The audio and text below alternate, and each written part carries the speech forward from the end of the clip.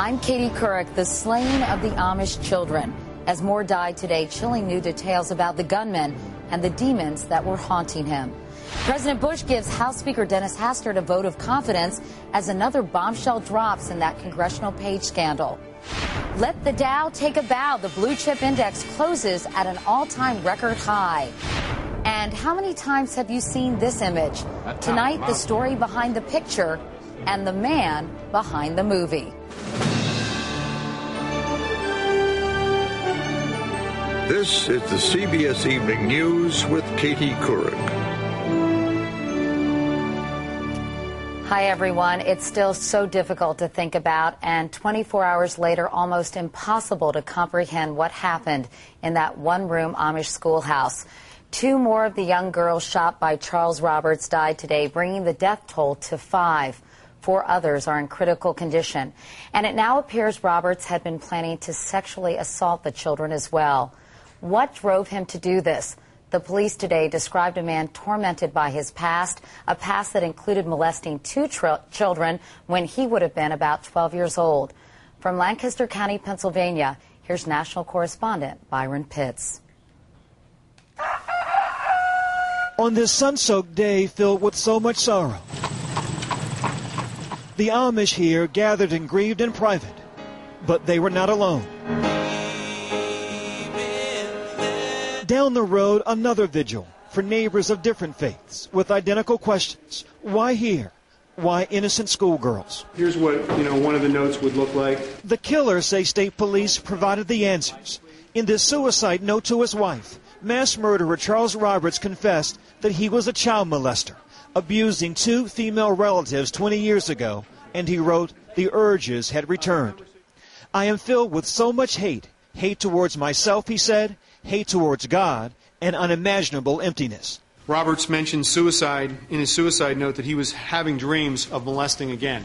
Roberts also wrote of the grief he'd felt after the death of the couple's firstborn baby girl 9 years ago.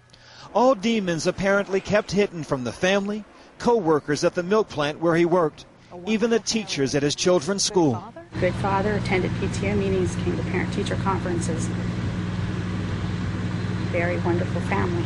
That family man walked into the Nickel Mines Amish one-room school Monday morning, armed for a rampage and rape.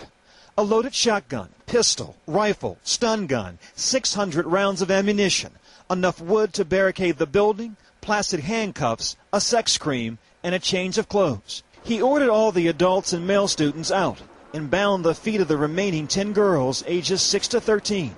He shot them all at point-blank range. None of the girls were sexually assaulted.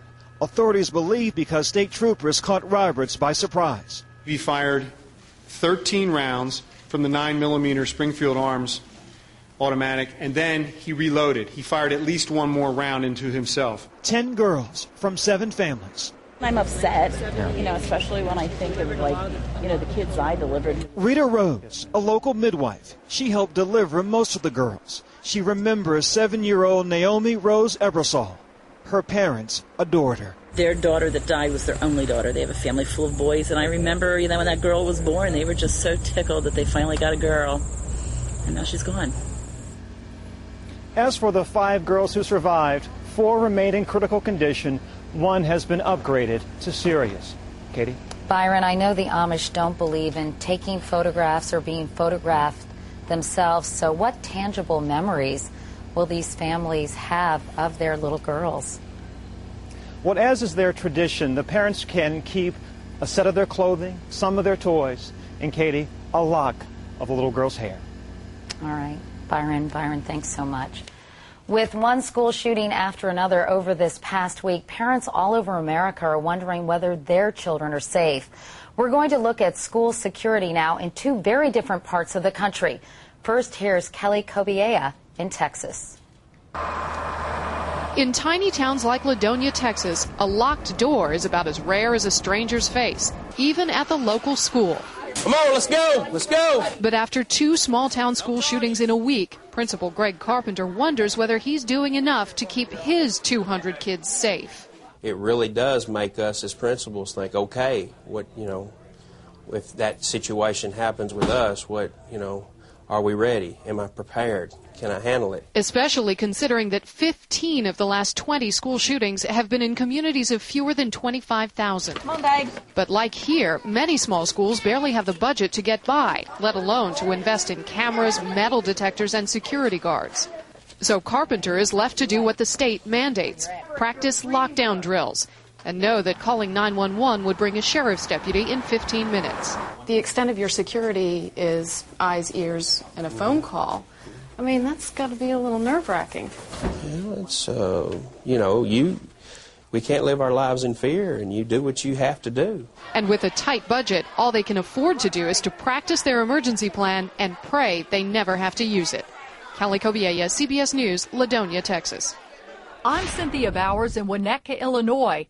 Even though these images feel heartbreakingly familiar, these pictures are from 18 years ago, from one of the first school shootings in U.S. history.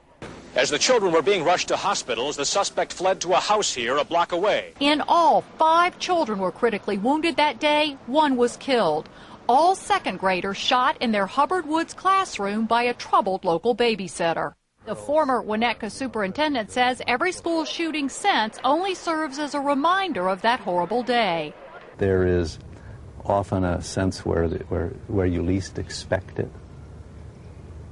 When it happens, it has an impact. Back in 1988, school security often meant waving at the front office as you walk by. As you might imagine, that changed overnight in schools around the area. And still today, even parents with kids in the district like me can't get past the front door without permission. All security measures are updated every time a school is caught in the crossfire. We really take the opportunity to review our crisis plan. How would we have handled this? It's a sad fact here, born of terrible experience. The first dollar of every budget is spent on security. Cynthia Bowers, CBS News, Winnetka, Illinois. Meanwhile, more bizarre twists in the growing scandal involving former Florida Congressman Mark Foley. His lawyer acknowledged today that Foley is gay, but denied Foley had sex with congressional pages. And then he made a shocking claim.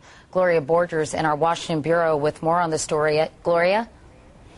Katie, as word spread today of more sordid emails between former Congressman Mark Foley and minors, his lawyer took to the microphones late today to deliver this bombshell. Mark has asked that you be told that between the ages of 13 and 15, he was molested by a clergyman. His lawyer announced that Foley is gay, but claims he never had inappropriate sexual contact with any minor and remains in rehab. Mark Foley's congressional career ended last Friday. The one in jeopardy today belongs to House Speaker Dennis Hastert. He spent the day insisting he won't resign, admitting to some mistakes. The blame is squarely in our corner. And he did get this show of support from the president.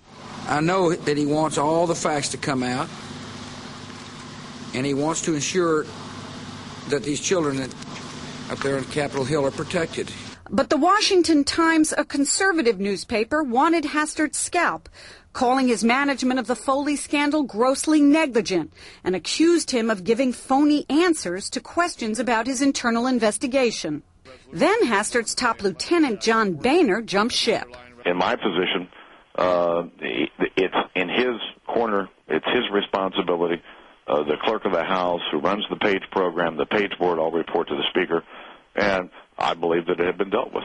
Sources tell CBS News that members were equally blunt with Hastert on a conference call last night, in which some called for an end to the page program, and others called for him to take some responsibility, especially since Hastert's staff was first alerted to the initial Foley emails a year ago. What do I say back home, one Republican asks. We need to change the subject. But that's hard, especially when there's a secondary story here, one that rank-and-file Republicans will only talk about privately, that it was common knowledge that former Congressman Foley was gay and not discreet.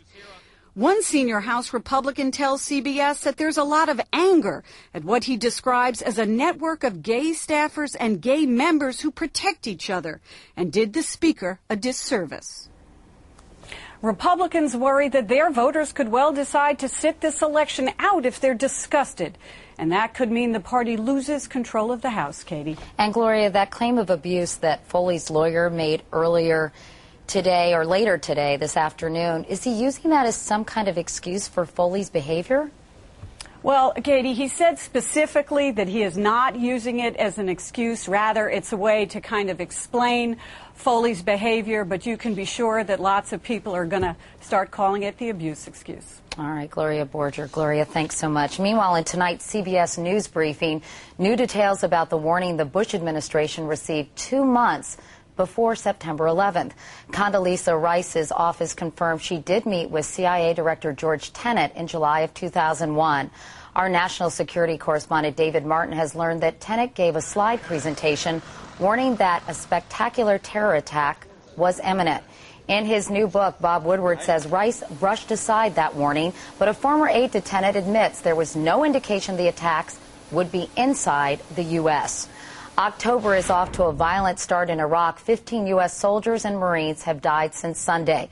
That follows 74 U.S. deaths in September, the second deadliest month this year.